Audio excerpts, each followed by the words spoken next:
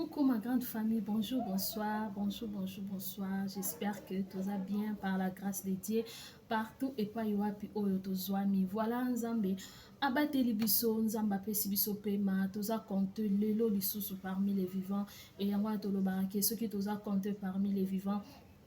Nzambe wana bateli biso atelemisi biso, cela veut dire que il faut tokumisa ye po pema o toza nango eza biso te na makasi na biso te tobanda toujours na losambo et après nde tokoya mpona kodévelopper oyo ezali sujet na biso ya mokolo ya lelo. Tendre Père topesi yo merci, l'homme de Galilée, nzamba lola nzamba nguya nzamba nyonso, nzamba bomoi na biso yawe pambolama kumisama oza na bomoi oza nzambo opesi biso makasi otelemisi biso lisusu na mokolo ya lelo toza compteux parmi les vivants tika biso tokomisa yo torekomande mama biso ya masolo se na loboko na yo zana biso du début jusqu'à la fin tika totongi topartage ekota Seigneur Dieu des armées evanda pe esala misala kati na biso oyo yo te tochasse yango kimia pe bolingo na yo erenie ezala partage na biso dans le nom puissant de Jésus-Christ de Nazareth. Amen. Amen. Nzamba azwa lokumu napesi Nzambe merci mpona vi na yo ndeko na ngai ya mwasi ya mobali papa mama oyo ozolanda nga Nzamba azwa lokumu mpona bomoi na yo parce que soki ozotala nga cela veut dire que oza envie Nzambe wana abateli e na yango tozosenga na bapapa bamama bandeko yo onano osabone te na chaîne na biso soki olandaka déjà vidéo une ou deux fois solanda ou bien peut-être pe lelo kozala mbala na ya liboso ya kolanda vidéo ya mama Abi vraiment na sengi na yo o s'abonner o liker pourquoi pas ko commenter pe ko ça la partage vraiment to partager ba vidéo massivement to partager et ko permettre na bandeko oyo barejoindre biso na te bayeba na korejoindre biso ekozala mpe malamu ntango yo olandi video bénéficier na quelque chose o invité mpe bandeko mosusu mpo bango mpe babénéficie na part na bango tika Nzambe ya lola apambola biso. Voilà, merci beaucoup ma famille. Lelo toye na sujet mpona kosolola lelo vraiment toyeli sikoyo sujet ya bamama. Oui, quand nde tolobaka ke tozolobela masolo ya libala tozolobela libala pe bopeto ya mwasi etango esengi sujet ya kolobela libala mwasi na mobali tokolobela ntango eza ya mwasi uniquement tokolobela etango pe concerné pe bapapa econcerné pe mobali tokolobela pe kaka parce que toza wana po tolobela oyo ezali libala pe bavi na biso bopeto ya nzoto na biso comment est-ce que tokoki kozwa soin ya banzoto na biso. Voilà, Nzambe azwa lokumu Nzambe apambola biso bamama lelo vraiment sujet na biso toye kolobela lelo comment attirer attention à mobali na yo to ko attirer mobali na yo vers yo et puis koyeba kovandisa o ezali foyer na yo. Bamama il faut toyeba ke mwasi nde asimbaka masolo mobali oui mobali aza chef ndenge lolenge o Nzamba etabisa ye comme chef mobali aza chef na kati ya ndako siko mwasi aza na ba devoir ebele mwasi aza na ba critères ebele fois remplir mwasi aza na ba biloko ebele oyo asalaka na kati na foyer ndenge biso nyonso ngai na bino toyebeleli. Alors une femme tout d'abord mwasi il faut kozala tout d'abord une femme spirituelle. Cela veut dire oza mwasi o oza na relation moko na Nzambe oza mwasi oyo ovandisa libala na yo na kati na bonzambe na vie de prière parce que Nzambe tango déjà établissa biso atinda biso na mission atinda biso na ser mokili a institution apesa institution oyo ezali ya mariage Nzambe atia déjà ba qualité moko boye kati na biso Nzambe atia déjà ba capacité moko boye kati na biso atia déjà ba don moko boye kati na biso et Nzambe atia déjà ba biloko moko boye kati na biso o ezake mwasi comme mobali mutu na mutu azana part na ye a responsabilité azana part na ye donc cela veut dire soki osali o eza part na yo et Nzambe wana azanga pete kosala o eza part na ye. Donc soki yo sali part na yo Nzambe pe ozanga te kosala o ezali part na ye. Donc cela veut dire que moi si tant oza na kati ya libala oza na ba devoir ebele et moi si na kati ya libala il faut kosala ke o attirer attention à mobali na yo vers yo lolenge moko yo pozaka na posa mobali azala attentionné azala attiré vers yo lolenge moko pe mobali pa azala pe na posa wana eza vice versa parce que eza makambo o ezo concerner mariage eza makambo o ezo concerner libala donc cela veut dire mutu na mutu aza na part besoin na ye et mutu na mutu aza na besoin na ye o eza vice versa na kati na libala. Est-ce que tozo yoka? Voilà. Donc cela veut dire moi si tout d'abord faut sa femme spirituelle, c'est la première des choses. Parce que libala o ezangi nzambe, o Saint-Esprit vandita regnete, ezara pasi. Yo moko yeba suite nango, yo moko mona ndenge ezokendele. Mais tant oza moi so za femme spirituelle, oza na écoute ya Saint-Esprit, oza na écoute ya nzambe, oza moi so oza gâté. Parce que Saint-Esprit ando révélo bablo mususu oyo satanda ina ngote. Peut-être il boro mo boyo yeba kitazana pour révéler o yango. Et deuxièmement, une femme moi si et sa comportement na personnalité. Donc cela veut dire que des vraies valeurs d'une femme. Bah maman, est-ce que tu as yoka? Donc cela veut dire deuxième des choses et sa comportement. Une femme, c'est le comportement et de vraies valeurs d'une femme. Donc cela veut dire personnalité na yo. Personnalité na yo. Moi si comportement de contact lo kwa liboso. Moi si comportement de atiraka mobali ya to mona lelo to komi bana basi bakomi peut-être bisala sala na banzoto na bango il faut kende ko bongisa nzoto a se retaper a sala boy bon to juger mutu te en fait parce que biso soto za bato na mutu azo sala oyo ezo convaincre o ezo yazo mona mo malamu pona ye mais il faut ko yeba nzoto ka ate ndi atira mobali oui mobali akoyi ko attirer lo kwa liboso eza beauté physique o atira mobali akoko mona yo na beauté physique boy e attirer mona taille na yo ya Taylor Van Damme et attiré akoko mona bassin amoni ce qui forme nini et attiré mena simanango aza susu na besoin eloko moko bo eza plus oh yazona parce que physique oui c'est très bien mais exemple lo mo beza quoi superficiel donc mobala na pose eloko ezo ta kati na yo raison pour laquelle Seigneur a sola na moi si na jardin de l'Éden na lito nzamba yebisa moi sinini. Parce que Nzamba créé moi ça sala moi ça soit côte ya mobali a créé moi ça sali moi si mais na suka na Nzamba sola na moi si na litoi donc cela veut dire Nzamba côte ça a transmettre eloko moko kati na moi si o eza na kati o eza personnalité ya moi si o eza bizaleli ya moi si o eza ba œuvre ya moi si o eza ba créativité ya moi si o eza biloko o moi ça ko yiko sala ba stratégie ya ndenge na ndenge de façon que attirer mobali na ye attire attention mobali tu peux te faire belle ya taille obongisi taille olati okotisi oboyi kokotisa pona obongisa taille teinture et tout oui mobali ko apprécier a sepela na mais yango te nde evandisa ye mais yango te nde ko attirer les sources davantage parce que tant wana attirer ze loko liboso mais na sima nango après a source na besoin loko mubo ya kati o e ko vandisa ye a sentir que naza penza na mwasi pembeni nanga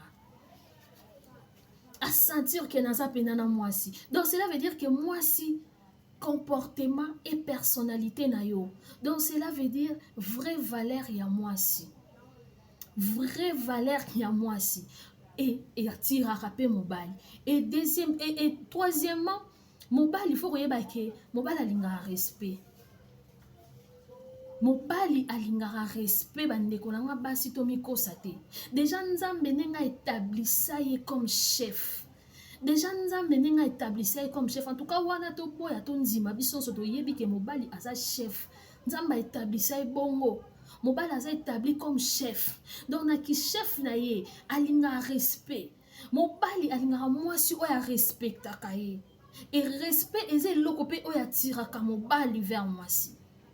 Mobali alinga respect, mobali alinga moi soit respectaka ye. Yo za no respectaka mobali te. Peut-être mobali no za na grade moroboy. Même si za na grade moroboy ya grave te yaya, il suffit atanga mbongo. Atanga bala yo. Donc on mérite ba respect belé.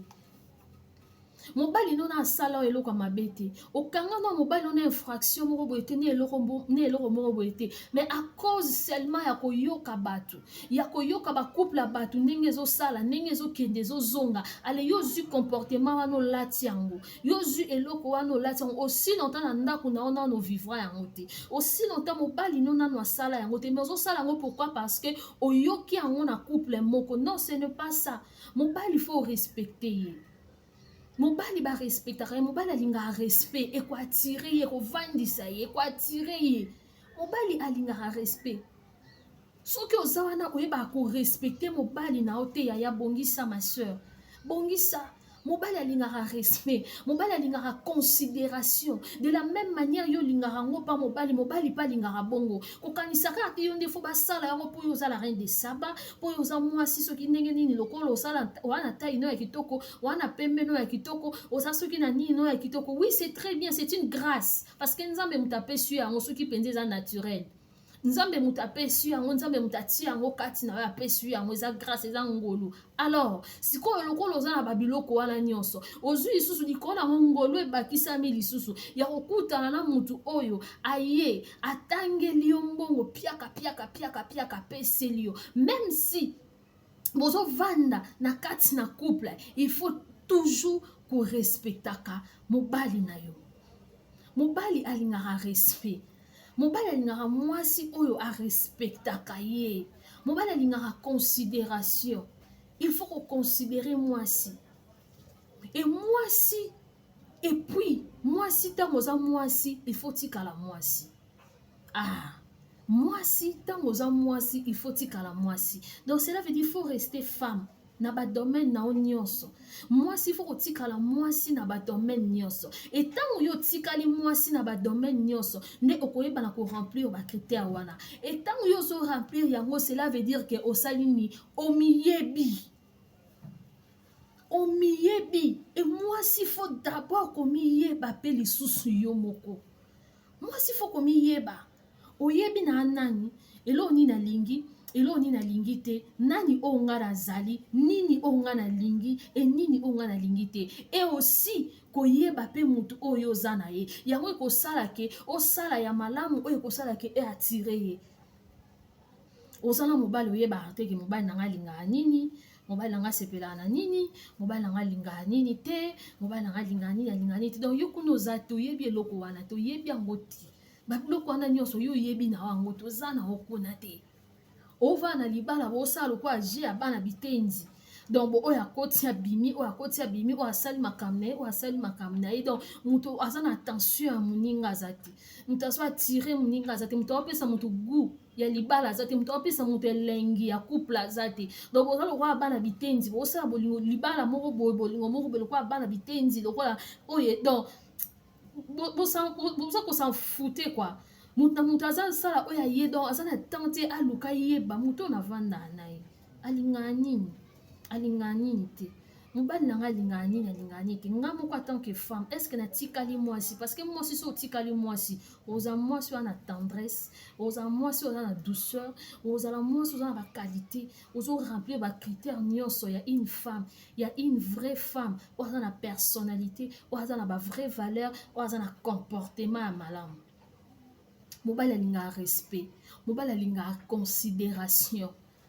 mobali alingaka yango eliko nango bakisa bopeto oza wana nzoto na yo ozwa susu ya nzoto no te yaya bando bota même si nano boti te oza wana kaka nzoto na yo eza kaka boye oyebaka kozwa su ya nzoto na yo te oentretenaka nzoto te yo mpona kosomba ata baproduit oyo ezosala ke ozwa su ya nzoto nosukola nzoto na yo bio entretenir nzoto na yo bio ta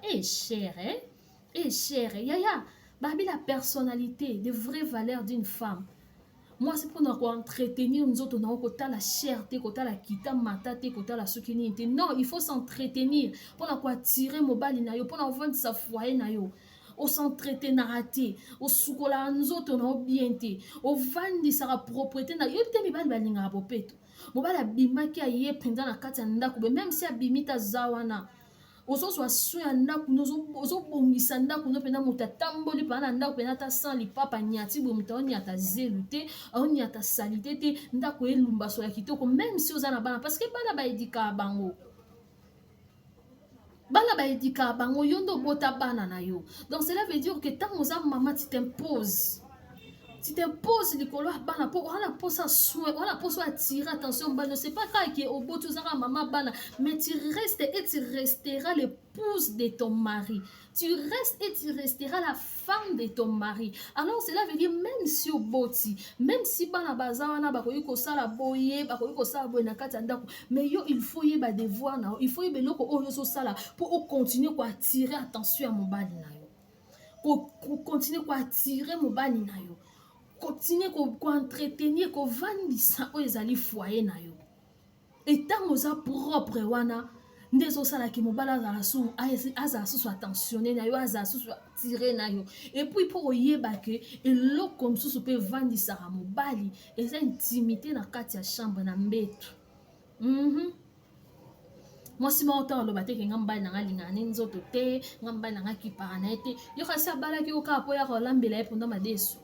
abalaki yo kaka mpo ya kolambela ye pondo ya kolambela madesu te mobali abalaki yo kaka mpo ya kolambela fumbwa te abalaki yo mpo oza mwasi on alobi ke mwasi faut rester femme mwasi faut rester femme na badomaine nyonso donc cela veut dire ntango mobali abala yo ayebi ke nabala nde mwasi nabali moto aza sexe opposé na nga donc ntango tokoti tokesala makambo ya tokenda kati ya libala donc makambo ya libala ebandaka na wapi ntango bible ezoyebisa biso ke 1 plus 1 égale 1 ezalaka 11 te ezalaka mpe 2 te ezalaka 1 na 1 wana eloko nini esalaka ke bokoma 1 eloko nini esalaka ke bozala 1 eza intimité na kati ya chambre eza fete na kati ya chambre eloko mosusu mpe evandisaka mobali yango wana ntango oza na kati ya libala mama fo yeba mpe ke sexe na yo mpe nde ekovandisa mobali na yo na kati ya ndako nga naolobela nanga bablesse de guerre te naolobela bablesse de guerre te naolobela bato bazala blesse te o baza blesse te naolobela bato bayebi valeur ya libala naolobela bato bayebi valeur ya libala mpe bato balukaka kosala baeffort mpo na libala na bango nde nga naolobela bango nde mpena bopesanga matoi boyokaki bokende komettre yango en pratique intimité sexe mpe evandisaka mobali sexe evandisaka mpe mobali atiraka mpe mobali yo ozala na kaka alembi na ngai alembi na nga nauti na nga mosala lelo na travaille mingi opesi raison lelo opesi raison lobi opesi raison lobi kuna yaya 3 raisons 2 raisons ka yo osuka nango wapi osuka nango wapi baraison eleki ebele yaya baraison eleki ebele yo ozalaka na baraison ntango mobali ana posa na yo ntango mobali ana posa nzoto na yo nde ntango yo ozalaka na baraison nde ntango yo ozalaka fatigue yango nalobi ke naolobela bato oyo bayebi vrai valeur ya bolingo ya libala bato bayebi eloko nini bakenda kosala na libala bato bana posa ya kovandisa mabala na bango ndenge naolobela bablesse te mpo bablesse oyo kaka baraison eza ebele biso kutu tosala tozongisa tokenda tomema yo moko oyebi nzela nini okendelaka nde esalaki okoma blesse alors soki okoza blesse te ou bien même si oza blesse wana mposa obongisa ya yoka ozalaka na baraison ntango nyonso mobali ana posa sexe yo ozalaka na baraison yo ozalaka na baraison yo ozalaka na baraison e na mbeto yango mpe oyebaka mpe koyamba mobali te yebi te na mbeto mpe akei mpe ezalaka na mbeto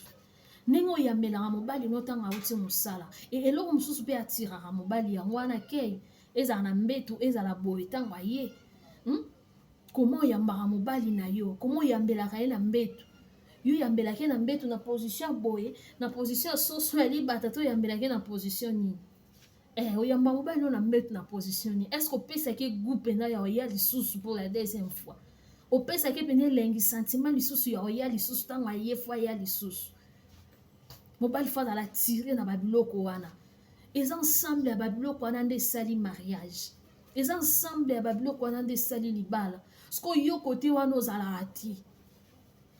eloko mosusu mpe oyo atiraka mpe mobali ntango toloba respect vis-à-vis na ye e respect na niveau ya famille na ye yaya oza wana belle famille na yo lokwa osi oyebake babelle famille bazalaka ome yo mpo ya belle famille ti est-ce que yo mpo oza moto outi na famille na yo te est-ce que yo outi likolo nokiti na nzete oza motu te na se na moyo oabe na famille oabe na bandeko cela veut dire quelque part yo mpo oza belle famille alors ntango oza na kati ya libala yaya fo koyeba mobali oyo ana mwasi na ye mwasi wana azwa soin ya baparent na ye surtout ya mama na ye mobali wana mwasi wana atiraka attention ya belle mère na ye ya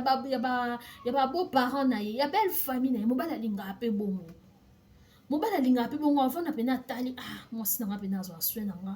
asokipaka na nga ndako etu so naa na mposa sexe apimelaka nga te mwasi na nga yambaka nga bien mwasi na nga entrete na ndako kitoko mwasi na nga propreté mwasi na nga kipaka baparent na nga mwasi na nga boyaya ata keya ozonga kaka donc ozalaka ere nyonso kaka lokola ema moko boye etiraka ebendaka mpo osala babiloko moko oyo omiyebi oyo oyebi ye oyo oyebi mpe eloko nini fo osala mpo maintenir ovandisi oyo atire ye ovandisi oyo atire ye. Mais ntango yo ozalaka ma belle famille banzela nini oyo ata osali boye ata ozongisi boye bachangeaka te esala eloko te eyebaki eloko mpe oyo atiraka mobali mpa mwasi eza intelligence mpe sagesse.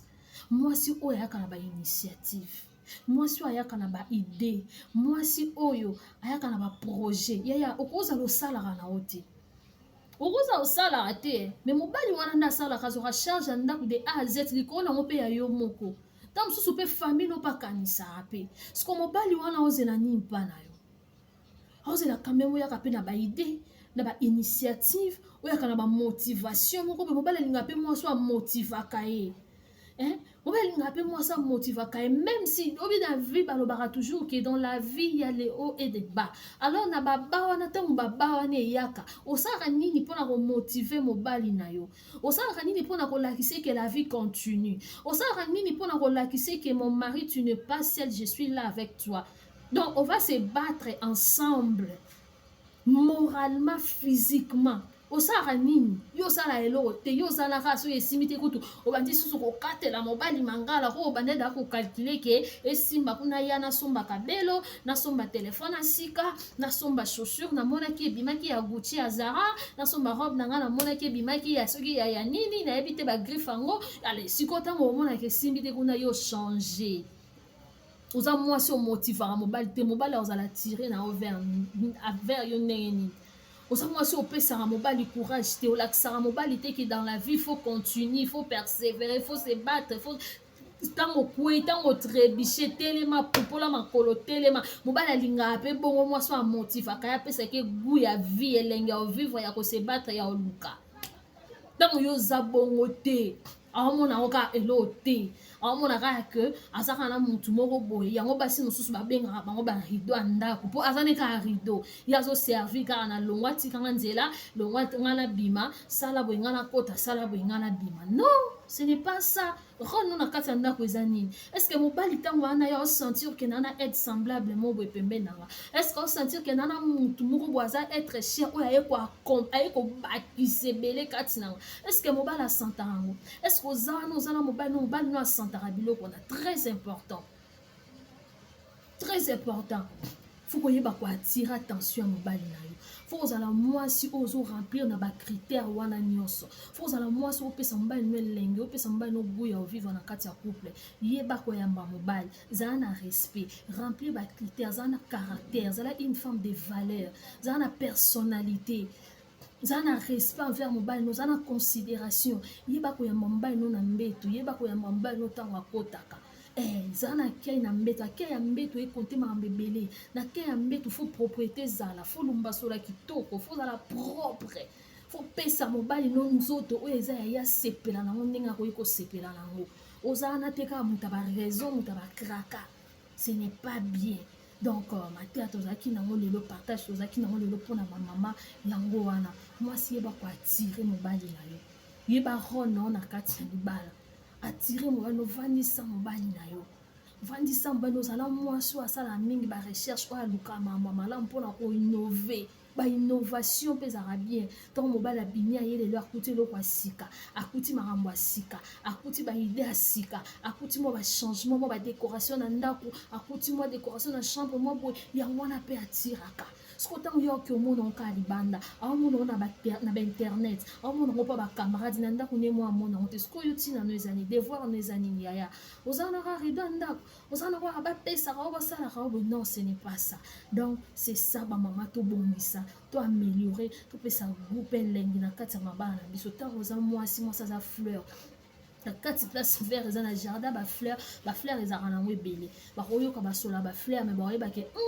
sola fleur oyo eza fleur oyo donc cela veut dire mwasi aza bongo ntongo ozobimisa solo odégage saveur na yo il faut bayebake oza wana présence no eza wana ezosala makambo ya bien donc c'est ça c'est très important vraiment nzambe apambola biso j'espère que message oyo ekosunga mpe ekoede bacouple ekosunga mwasi moko e nzambe akozanga te na kozwa lokumu to s'abonner to partager to liker tokutani prochainement merci bisous bye